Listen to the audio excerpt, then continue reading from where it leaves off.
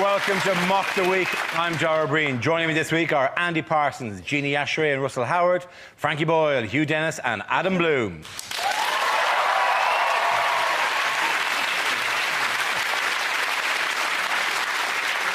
We start with a round called If This Is the Answer, What is the Question? On the board, 6 categories. Adam, which category would you like? Financial news, please. OK, financial news is the category. The answer is 158 years. What is the question? How long was the 100 Years' War if you allow for tidying up? Is it how long before the Fritzl family can look back and laugh?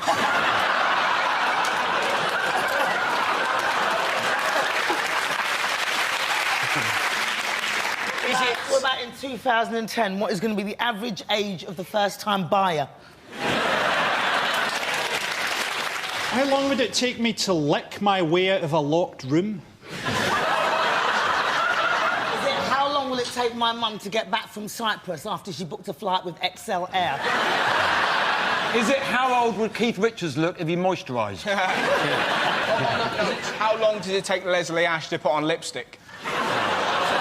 Is it how much bad luck do you get if you break 22.57 mirrors? Maths boy.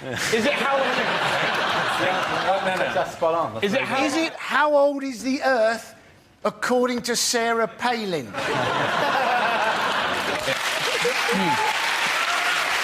How long would it take me to get bored of reversing a car back and forwards across Jeremy Clarkson's twitching, disembodied cock?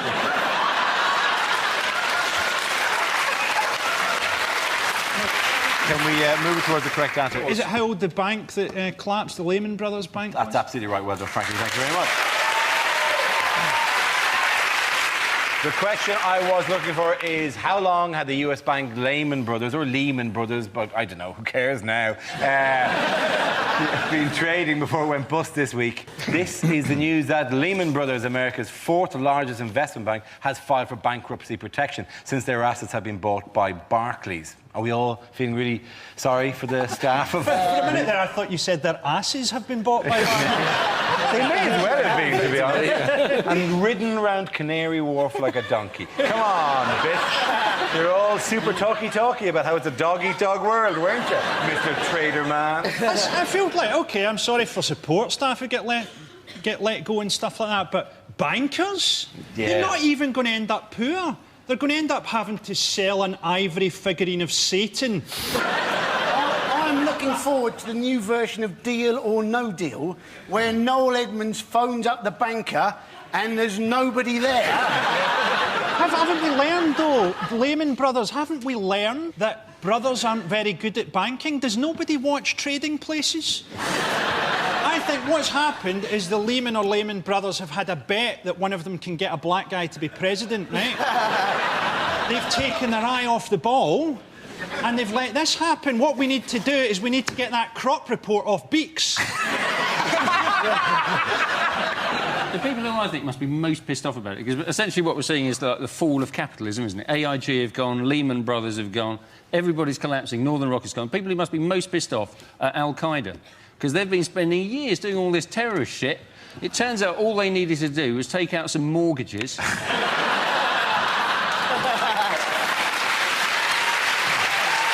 On trailer, just take them out.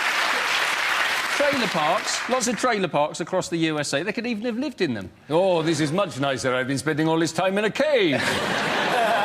By the way, if you are watching and you're a member of staff of AIG, you've not gone. That was just part of the... Like, certainly the other two you mentioned have gone, but when Hugh said a second ago, AIG have gone, they've not gone, all right? Chill out. Staff of AIG go, this is how I learn, this is how I find out that People are watching on the Saturday repeat. Oh, yeah, you're gone by now, yeah. You're okay. You had a good Thursday and then Friday. Whoa, Friday was terrible. It's been so if they're watching it on Dave, they're just stood outside the window of Dixon's as a tramp. Imagine that. Imagine if these bankers become homeless. Imagine them selling the big issue. It'd be amazing. Buy, buy, buy! What shows how materialistic they were is when they found out they were losing their jobs, they went and spent all the credits on their canteen cards, up to £100 on snacks. Yeah. So I love the idea that now there are outside sweet shops, there are men in pinstripe suits going, I will buy or sell wagon wheels.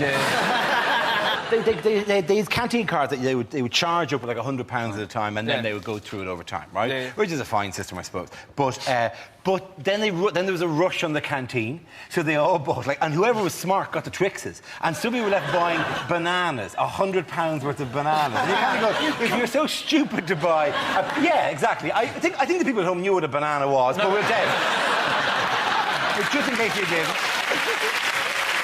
But it does show a certain lack of financial knowledge if you bought something that goes off in 2 days. But that's exactly canny what they investment. I actually heard the other day somebody said, well, it's because of all these ninja loans, and I didn't know that it was no income, no job, and genuinely found myself thinking, why would a ninja need to borrow money? And then I thought it was the most depressing thing ever, just seeing a ninja in a queue, just waiting. Cashier number 1, please, and just seeing... And then, excuse me, can I have money for nunchucks? You know? I can't wait for high street banks to go bust and those beautiful buildings get replaced by recession businesses like pound shops, walk-in safes full of See You Jimmy hats. Can I buy a plastic bucket and spade, please? Yes, if I can remember this 300-digit combination. The most unfortunate person was a French bloke who turned up on Monday morning at Lehman Brothers to be turned away on his first day in the job. Now, the reason he hadn't turned up the week before was he'd actually booked a flight to come to London on XL Airways. And then, when that had gone tits up, he'd rebooked on Eurostar via the Channel Tunnel. Let's just hope his travel insurance wasn't with AIG. Talking about butlers are getting laid off because of this. Suddenly, I'd love to see a butler going into the Dole office for the first time.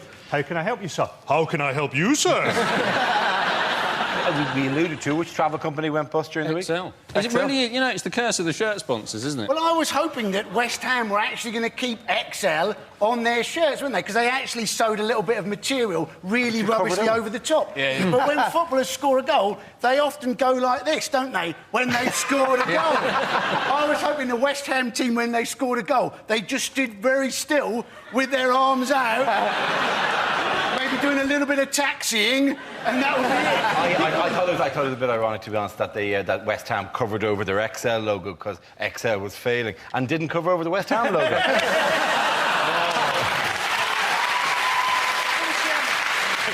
Me joshing, only joking, West Ham fans.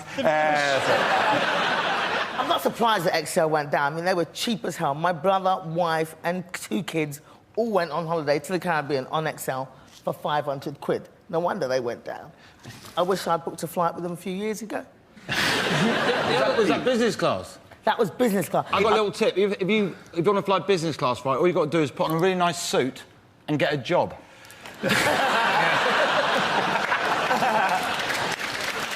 There's a lot of footage of people in Cyprus coming from a resort, right? And they were going, we got to the airport and we didn't know anything about it. And you're like, that's because you're the sort of person who goes on holiday to a Brits-only resort in Cyprus. You don't know anything about anything. You wouldn't know that you had your stomach pumped on Saturday night if your mates hadn't put it on YouTube. What are they moaning about? Oh, my God, I'm trapped here on holiday in the sunshine with these water slides. Damn you, universe!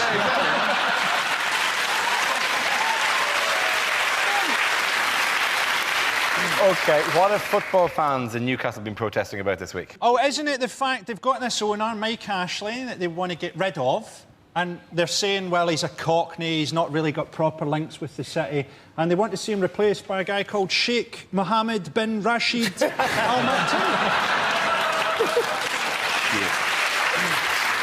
Mike Ashley, he's made his money, hasn't he, by selling very cheap sports clothes. Yeah. And the protests at the weekend by the Newcastle fans featured a lot of people wearing cheap sports clothes. They shouldn't be kicking him out, right? they should be worshipping him as a god. He's got 500 million quid and he spends time in Newcastle. If I had 500 million quid, I'd be living on a self-cleaning sex yacht. May I just say that would be a phenomenal episode of Wish You Were Here. Only they brought back Judith Chalmers for that one. Judith, how did you find your night on the yacht? I think I was spat out by the sluicing gates. I thought it was intriguing. Do you know what the Newcastle's fan spokesman said about all this? He said, Keegan Lake. And it turned out that he was having a stroke and no one had noticed. The end of that round, the points go to Russell, Gene and Andy.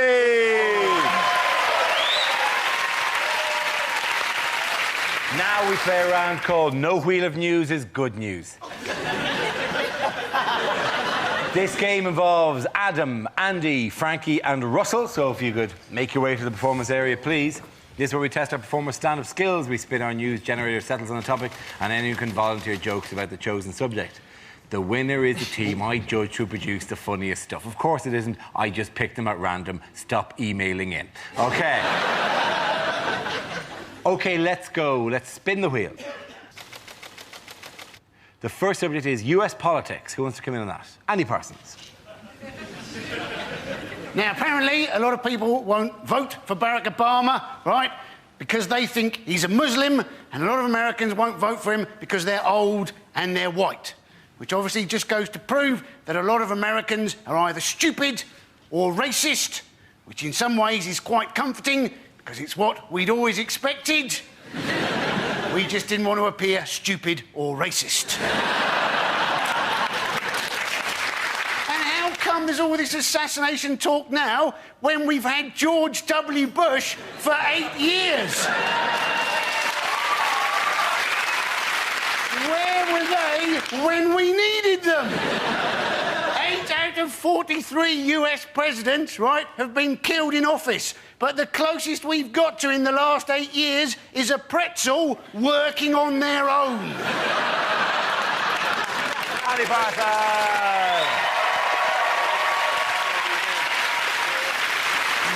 OK, let's spin the wheel again. The subject is parenting. Who wants to come in on that? Adam Blue. Little tip for everyone here with young kids. One photo is all we need to see. One of my best friends had a baby a few years ago, beautiful little boy, Luke. I only have to walk in his front door, I get bombarded with photographs. The worst thing is Luke is standing there. I can see him from most angles already. 36 brand new identical photographs. They're not identical, but they're so similar that if you made a flip book out of them, it would look like this.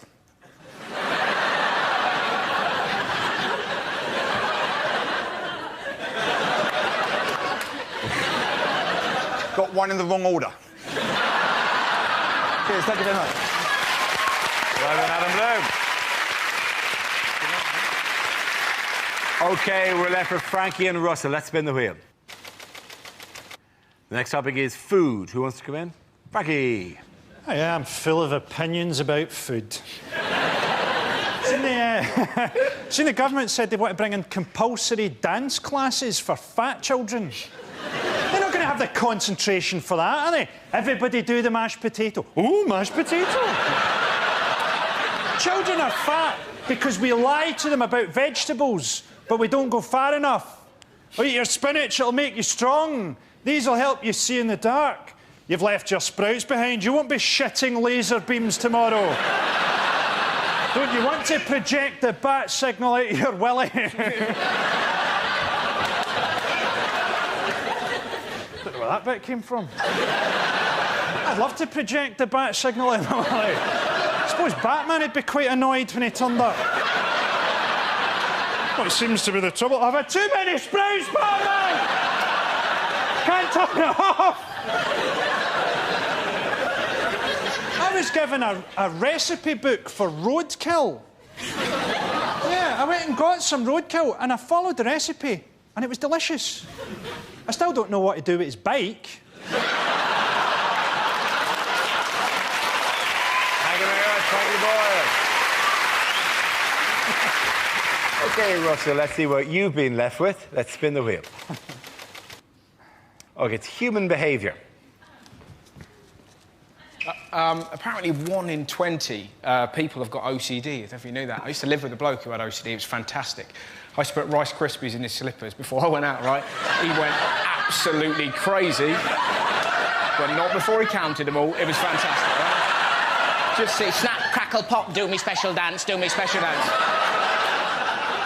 I was in a newsagent the other day and I heard one girl say to another, you can tell whether a bloke's really good in bed if he's intelligent and he's got a funny accent. So I felt compelled to wander over and go, excuse me. Do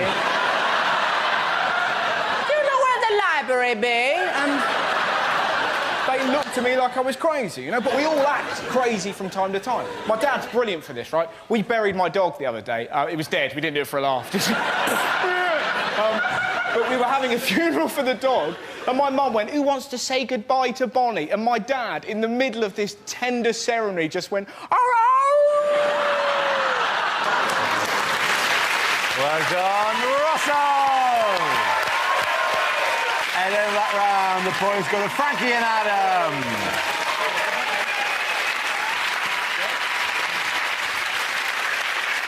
Our next round is called Headliners. Here's a picture of the Prime Minister relaxing. But what does BFLC stand for? Brainless, friendless, luckless, clueless. Is he saying, bring fruit, liquor, cyanide? Is it boneless fellow loses constitution? Is it bloody fussin' lussin' credit crunch? Is he worrying about where he's going to get his next job? Brown fears Lidl counter? On a similar note, is it burger, fries, large Coke? Bollocks, the fool's lost control. Is it Boyle fears large collider? I do certainly fear the large collider. Exactly. That's what I thought it could be. You look genuinely terrified, like he was going to pull out his I'm terrified of the large... In fact, every time I'm reminded of it, I'm terrified. They don't even need to build it. If they want to see something that travels at 1,000,000 miles an hour, they should come round to my house and look at the fucking gas meter.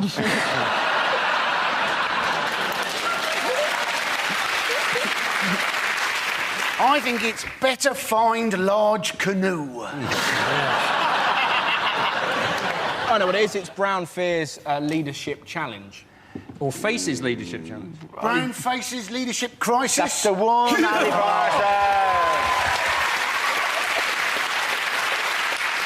Yes, the answer I was looking for was Brown faces leadership crisis. This is a story that Gordon Brown is facing increased pressure after a growing number of Labour MPs spoke out against him. But that's the Gordon thing, isn't Brown it? is sort of like an old dog, isn't he? They're talking about getting rid of him, but they don't do it in front of him. Yeah.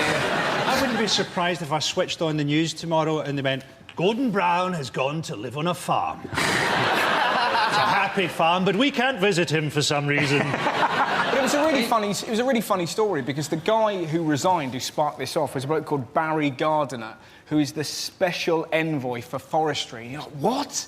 What kind of... It sounds like something out of Lord of the Rings. The economy's in trouble. Send word to the forest elves. And seek counsel with the eagles. It's just... It's clearly a made-up job, isn't it? Special envoy for... Yeah, you are, back in the bus. It has that kind of... Honestly, if they're looking for someone who's got a higher popularity rating, Robert Mugabe's not doing much at the moment.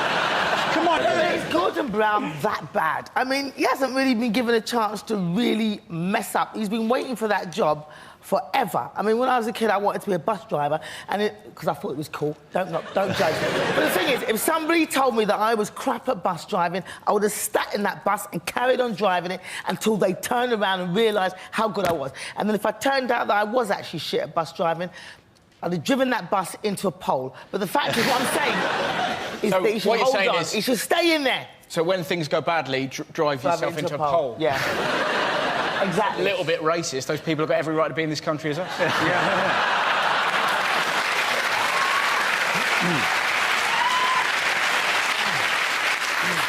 People aren't happy, though, are they, with Gordon Brown?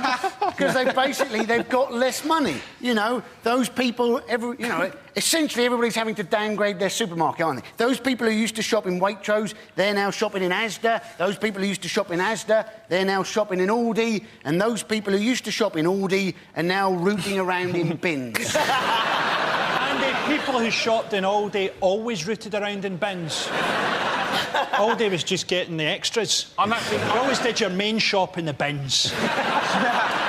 You can still get shopping in Iceland for under £5, and that's probably because Iceland froze their food before the credit crunch started. They're talking about bringing in a 2p sausage, aren't they? And people say that's going to be bollocks, but I think it'll have brains in it as well. I'm one of the few people who's going to be better off because of Gordon Brown, because I bet someone £10 I'd only say one thing in this round. I'll give you the tenner now if you want. Meanwhile, what have the Liberal Democrats been up to? Who cares? Yeah. Let's be honest. The voice of a nation cries out. Who cares? But who does properly go? Because basically what they brought out is tax cuts. That was the general kind of idea. They should just go mad, you know. They're not going to get elected. Just go for wacky things like Kaplunk in every town centre, you know. A robot butler for every one of us. Wouldn't that be great? Bubble wrap as currency. That'd be fantastic. They should make more of the leader's speech. They should have... Right, because they could just do anything. It's not going to make their support go up or down. Exactly. I'd like to see Nick Clegg coming out there naked on a dog lead that's been held by a big gay guy dressed as a minotaur. He shuffles up to the podium on his knees and goes, "Who is the beast and who is the man?" It wouldn't make the slightest difference. Hang on. There was a quote. Just so you know the level to which even they know that this isn't going to make a difference. They took a poll. 37% of parties and voters agreed that it doesn't make any difference what policies the Lib Dems put forward because they have no realistic chance of ever putting them into practice. This is from supporters of the Lib Dems. And you go, why not then? Why not then just go a ladder to the moon? Let us invest all of our money. Every childless couple in Britain, a clockwork boy called Little Jimmy Rattles. What is the point of supporting a party that you don't think is ever going to get into power? What do we want? Doesn't matter. When do we want it? We're never going to get it. Liberal Democrats, Nick Clegg is an example of what happens if you decide you're not going to have people who shag rent boys or are alcoholics. Yeah. Thank God the BBC don't do that, or it'd only be Russell on the show.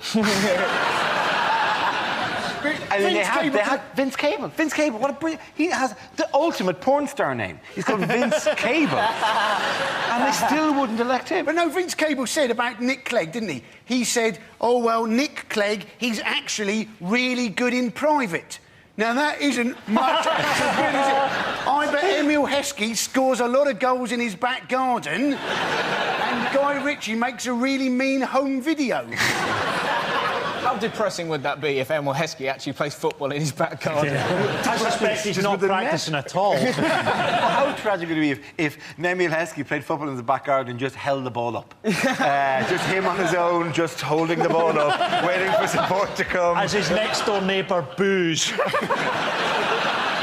OK, the points there go to Frankie, Hugh and Adam. Now we come to our final quickfire round called Scenes We'd Like to See. This is for everyone, so if you can make your way to the performance area, please. I caught ideas for scenarios we'd love to see, and the performers come in with their suggestions. OK, here we go. The first subject is things you wouldn't hear in a travel documentary. This man lives under a sheet of tarpaulin and has to walk for 3 hours every morning just to get a drink of muddy water. Nonetheless, he is happy to be Mayor of Dundee. This week, I shall be travelling to the Middle East, to Africa, to Asia. But if I still can't find my luggage, I'll return to Terminal 5. It's amazing to think that I'm the first white face these people have ever seen. And the last. The squawk of parrots, parakeets and toucans has kept me awake all bloody night. I'm surviving here on nuts and berries. That's the trouble with a documentary funded by Channel 5. On our third day of filming, an incredible discovery. Hippos are just men in costumes. So, I, Sir Jimmy, I'm in the Gobi Desert looking for water, Unfortunately, I have found this waddy.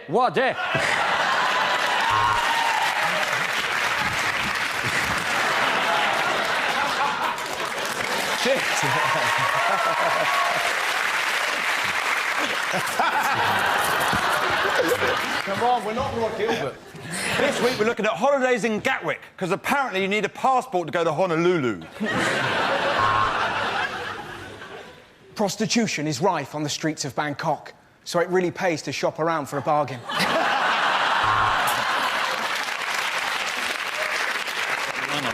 Don't make the mistake I made. Nudists aren't welcome on every beach. Or at the local schools. I'm outside the Taj Mahal. In my opinion, the most beautiful, the most striking, the most awe-inspiring curry house on the Edgware Road. Can you see the lions and the tigers and the crocodiles? Yes? Good. I cannot, because I am here in Peckham.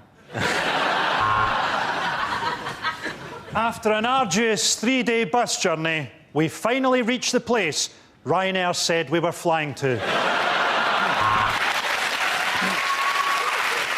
The next topic is unlikely lines from a TV detective show. I cut myself on a glass in your bar. I'd throw that away if I were you. Because I'm Kachalski, the HIV-positive detective. It was simple. I just Googled who done it. Fingerprints? I like his music, but that's a bit much. Miss Marple, we've got no evidence, no forensic stuff, nothing. We don't know what's going on. Don't worry, just pin it on the black guy. So, all the suspects are linked. Thomas knows Mallinson, Mallinson knows the victim, and they all live in the flat. But what do I know? I'm only the window cleaner.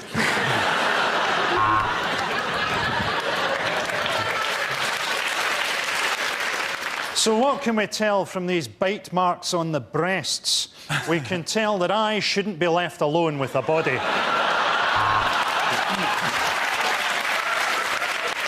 To be honest, Watson, I couldn't care. I'm coked off my tits.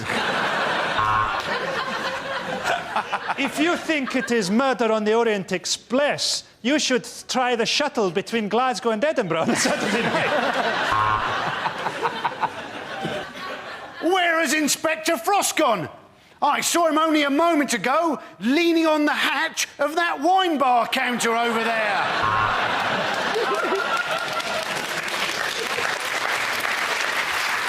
Sure, so there's shit going down in the high-rise. That's what you get with crack and blow. But I ain't going to answer no more of your questions, Miss Marple.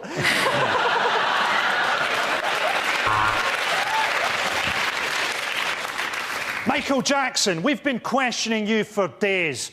And this is your defence? You blame it on the boogie?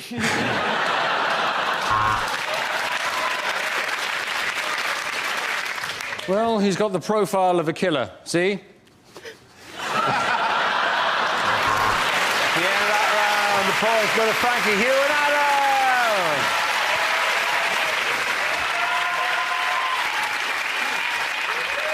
And that's the end of the show. This week's winners are Frankie Boyle, Hugh Dennis and Adam Bloom.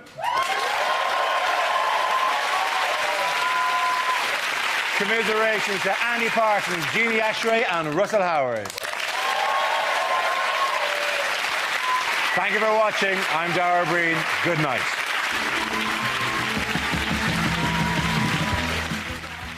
Bill Bailey and Phil Jupitus are along with Simon Amstel in Nevermind the Buzzcocks at 10 on BBC Two, after the moment when Janice figures out what Terry's been up to and hits the roof in the cup. That's coming up next.